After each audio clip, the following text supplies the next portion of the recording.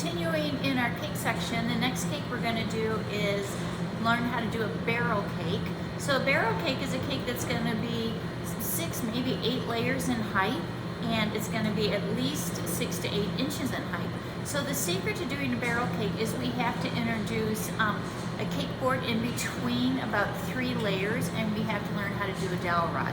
This is the same technique that you do when you're building a wedding cake, because cake is heavy, so we need some kind of support system in between the layers so they don't start to sink in.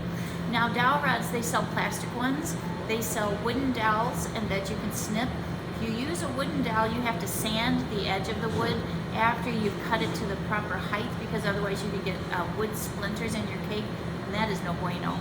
We're gonna actually use, believe it or not, a straw. Normal drinking straws, once it's used as a dowel rod, it can support, I don't know, about 60 pounds, because they don't really want to bend. If you've ever tried to cut a straw and then, press it and get it to crack and bend, it's very hard to do that. So you're gonna see me use a straw. Once I get my layer built, I'm gonna put the straw in, lift it, and then snip it, and then push it into the cake. When you do a dowel rod, you don't want the dowel to be up and over the cake, because then it'll throw the cake off level. So we're actually going to finish our barrel cake in one of the most popular patterns going right now, or designs. We're going to do a unicorn. So you'll see in class we're going to do the unicorn horn out of rolled fondant. So I've already got that made. We're going to do the ears, we're going to do some eyes, and then we're going to learn how to do rainbow piping. Rainbow piping is where we put multiple colors in the pastry bag, and then you're just going to see us start to garnish. So I'm going to keep mine a bit on the pastel side, and that's just the final design that we're putting it, because my goal and objective for this one is for you to learn how to do a barrel cake. And again, I'll talk us through it, but it's when we put dowels in between, after 3 layers or 4 layers, we're going to dowel it. We're going to put another cake board in and continue to start to build. So that's the secret of a barrel, is to support the cake layers so they don't start to sink in. So I'm just going to finish my mise en place, and then I'm going to show you how to do the barrel cake. Okay.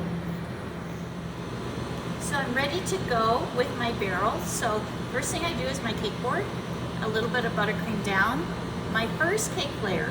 Now, if you remember in mise en place when we baked all these cakes, this is the yellow cake that has just some rainbow sprinkles in it. You each get 3 of them, and we're splitting them in half, so we're going to get 6 layers. So first layer goes down. As always, dessert syrup. We want to keep this cake moist. We're going to put in some buttercream. Because we're going 6 layers, we don't need a lot of buttercream, so I have about a 1/4 cup. I'm just going to cross this. I'm not worried if it goes over the edge, but I am just going to smear it level. Next cake layer down. This one I'm just going to put it in. I'm going to take my parchment paper away. Dessert syrup. I'm just going to spread that in. Another 1/4 cup of frosting. So again, this is a bit on the sweeter side because that cake does have the sprinkles in it, but this is great, because normally teenagers and young kids, they love this cake because it is the unicorn pattern. Again, our goal is not to really define that we're doing a sprinkle cake, it's that we're learning how to do the barrel. So here's my 3rd layer.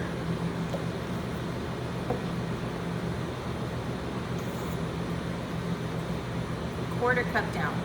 Now after this is because our finished cake is going to be 6 layers, so I'm at the halfway point. So this is where I'm going to stop and do my dowel rods.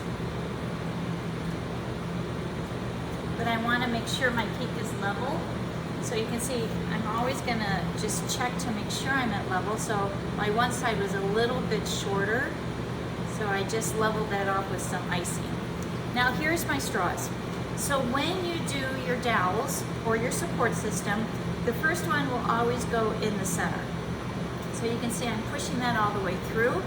I'm going to lift up, and when I lift up, hopefully you can see I have a little buttercream line on my straw, so that when I lift up, I snip just above that buttercream line, and then I push the straw back in.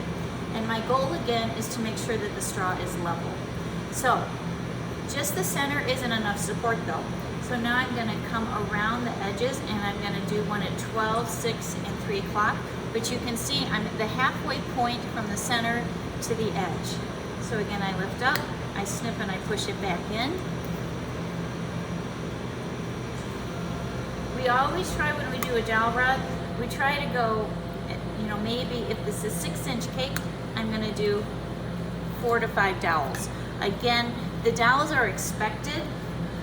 And a wedding cake, the people who cut the cake, they know that there's gonna be dowels in there, so they're always gonna look for them. That one's a little bit high, so I'm just gonna snip that off.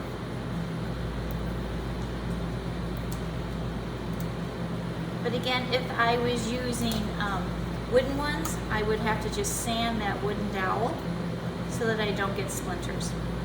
Now, the next thing I wanna do is I'm going to do my next cake board, because again, when you do a barrel cake, half the cake is lifted off, and then look, we get double the portion size. You would never do a slice that's really this tall. It's too much, and normally plates aren't big enough unless you do an entree plate. So I'm gonna put my next cake circle in, but look what I've done. It's smaller than the cake because you don't want this cake board to be visible. I'm gonna do my next layer. And then guess what? I'm just gonna finish building this, frost the sides and frost the top, and then we'll come back and we'll do final garnish. So from this point, what I wanted you to see was the dowel rods, and that the cake board, after 3 layers, we cut it smaller, and now I'm gonna continue to build.